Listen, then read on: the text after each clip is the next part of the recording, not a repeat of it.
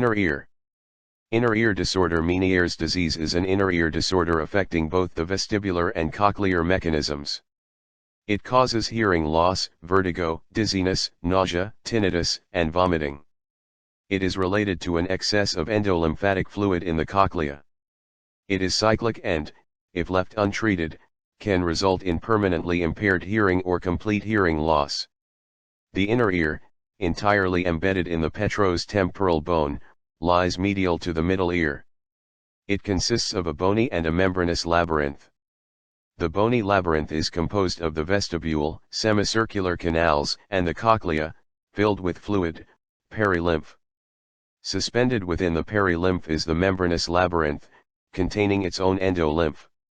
The vestibule, housing the oval window, occupies a central position in the bony labyrinth. Projecting from it, posteriorly and superiorly, are the three semicircular canals, arranged so that each canal and its dilated ampulla lies at right angles to the other two. Projecting anteriorly from the vestibule is the cochlea, a bony structure turned on itself 2½ times around a central core termed the modiolus, giving it the appearance of a snail's shell. Its lateral wall contains the round window.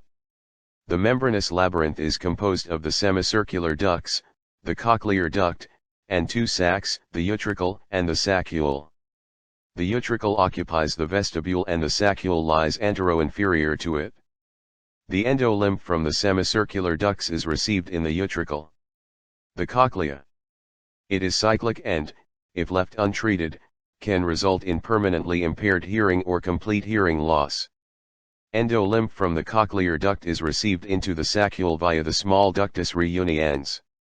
A small endolymphatic duct ending in a blind pouch projects posteriorly and communicates with the saccule and utricle. The cochlear duct separates the cochlea into the scala vestibuli superiorly and the scala tympani inferiorly. These two scalae are in communication near the summit of the cochlea through a tiny pore called the helicotrema. The cochlear duct, composed of a spiral membranous tube, houses the spiral organ of Corti in its basilar membrane. The spiral organ receives peripheral nerve endings from that portion of the vestibulocochlear nerve responsible for receiving sensations and transmitting them to the brain for processing into what we perceive as sounds. Nerves. The vestibulocochlear nerve, cranial nerve 8, consists of two divisions, a vestibular division conveying impulses for balance, and a cochlear division conveying impulses for hearing. Neural hear loss. Nerve deafness is the result of lesions within nerve transmission from the spiral organ of Corti to the brain, as in the case of the formation of neuroma within the vestibulocochlear nerve.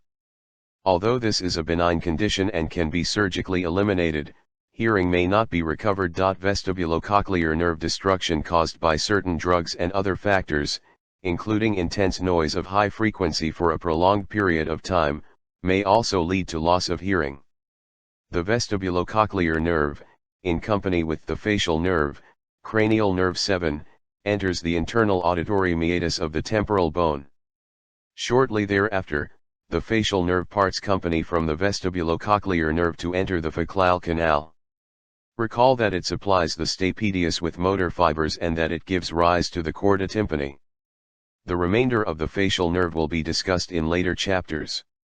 The vestibulocochlear nerve conveys impulses from the vestibular, balance, and auditory, hearing, mechanisms, Fig 10-8. The vestibulocochlear nerve consists of two separate sets of fibers, the vestibular nerve for balance, and the cochlear nerve for hearing. After entering the meatus as a single nerve, the two separate and enter the membranous labyrinth to terminate as special endings at their receptor slots. For additional information regarding anatomy and the function of the statoacoustic system, refer to anatomy textbooks.